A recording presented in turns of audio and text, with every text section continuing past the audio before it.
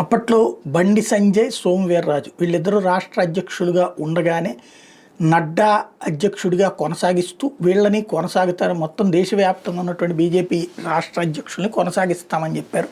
తర్వాత team మారుస్తామన్నారు, elections ముందు కాబట్టి అని చెప్పారు. కానీ చివరిలో ఏమైందో తెలియదు, ఒక 3-4 రాష్ట్రాలకు మార్చారు. అందులో బండి సంజయ్ని మార్చారు, సోము వీర్రాజుని మార్చారు. ఇద్దరు కాపు సామాజిక వర్గానికి చెందినటువంటి వాళ్లే కావడం, వాస్తవం కాపుల్ని ముందు పెట్టి రాజకీయం భారతీయ జనతా పార్టీ నడపబోతోంది అనుకుంటుంటే పవన్ కళ్యాణ్ కోసం వీళ్ళిద్దరిని పక్కన పెట్టారన్నటువంటి చర్చ జరిగింది. అట్ ద సేమ్ టైం తమకి సంబంధించినటువంటిది అక్కడేమో బీసీ ముఖ్యమంత్రి అని చెప్తూ రెడ్డి సామాజిక వర్గానికి సంబంధించిన అధ్యక్షుని పెడుతూ కాపుని పక్కన పెట్టారన్నటువంటి అంశమైంది. ఆంధ్రప్రదేశ్లో కమ్మ సామాజిక వర్గానికి సంబంధించినటువంటి అధ్యక్షురాలను పెట్టి ఇక్కడ ముఖ్యమంత్రి లాంటి పదాలు ఏమీ వాడలేదు.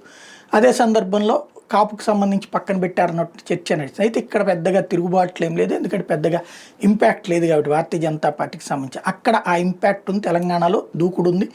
బండి సంజయ్కి మంచి టీం ఉండటం, పబ్లిక్లో మంచి రెస్పాన్స్ ఉండటం, పెద్ద ఎత్తున ఆందోళనలు చేసినటువంటి సందర్భం. అయితే బండి సంజయ్ని కేంద్రంలోకి తీసుకోవడం, అట్లాగే మొన్న అసెంబ్లీ సీట్లు ఇవ్వడం కానీ, తర్వాత పార్లమెంట్కి తీసుకోవడం కానీ, అక్కడ ఓడిపోయినా సరే చేయడం ద్వారా కొంత మానసికంగా సంతృప్తి పరిచేలా చేశారు. ఇప్పుడు తమిళనాడులో అన్నామలై వివాదం రాజుకుంటుంది. అన్నామలై తను రాజీనామా చేశాడు, కొత్త అధ్యక్షుడిని ప్రకటించడానికి సిద్ధంగా ఉన్నారు.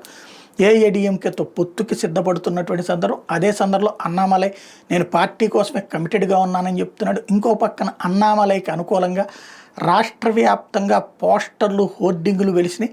అన్నామలైని అధ్యక్ష స్థానం నుంచి తప్పించడానికి వీల్లేదు అన్నటువంటి పాయింట్. అన్నామలైని గనక అట్లా పక్కకి తప్పిస్తే గనక ఆమర నిరాహార దీక్ష చేస్తాం అన్నటువంటి నిరసన కార్యక్రమం. ఇది అన్నామలై చేస్తున్నాడు, లేకపోతే అన్నామలై మీద అభిమానంతో ప్రజలు చేస్తున్నారు అన్నది పక్కన పెడితే, భారతీయ జనతా పార్టీకి మొన్న తెలంగాణలో ఇదే మైనస్ అయింది. అధికారంలోకి రావాల్సిన సందర్భంలో బండి సంజయ్ వివాదంతో కావాలని భారతీయ జనతా పార్టీ అక్కడ ఉన్నటువంటి బీఆర్ఎస్తో ఒప్పందం చేసుకుంది పరోక్షంగా అన్నటువంటి ఫీలింగ్ జనంలోకి వెళ్ళడమే. అప్పటిదాకా ఉప ఎన్నికల్లో శాంతం డిపాజిట్లు కూడా కోల్పోయినటువంటి కాంగ్రెస్ పార్టీ ఏకంగా అధికారంలోకి రావడమైంది. ఇక్కడ తమిళనాడు రాజకీయం వేరు. ప్రతిపక్షంలో ఉన్నటువంటి ఏఐఏడీఎంకే అధికారంలోకి రావాలా, తోడు బీజేపీతో కలిసి రావాలి. డిఎంకే దెబ్బతినాలి లెక్క ప్రకారం. మరి అక్కడ ఏమవుతుంది, ఈ ఇంపాక్ట్ అనేది చూడాల్సి ఉంది.